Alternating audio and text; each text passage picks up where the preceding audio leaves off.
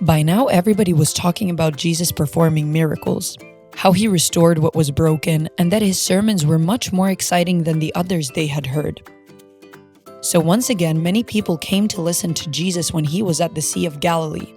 When Jesus saw them, he sat down. He began to tell them about the kingdom of God. He told them how different his kingdom is and that completely different values apply there. People often pay attention to how strong someone is or how much money a person has. They look at whether someone is famous or good-looking. Jesus said that the other things are important in the kingdom of God.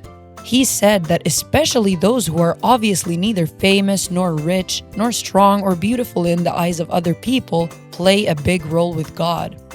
Jesus taught them that trusting God is more important than anything else, no matter what other people say about us. God does not look at us the way people do. He doesn't care about what we can do. God has something completely different in mind for us.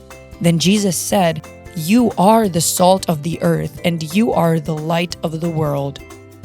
The 12 disciples of Jesus, as well as all the others who followed him or listened to him, most of them were completely normal people. They had always thought that you had to have learned special things in order to be useful to God. They had heard so often that only very few and very holy people were important to God. They were taught that God only chooses those who follow all his rules exactly, and only then God would be with them. But Jesus said something else. When Jesus said to them that they were like salt and light, he meant that they didn't have to do anything other than be themselves. They simply had to be as God had created them. They understood that it wasn't about being perfect and trying hard, but that God wanted to use them as tools. This knowledge was unlike anything they had ever heard.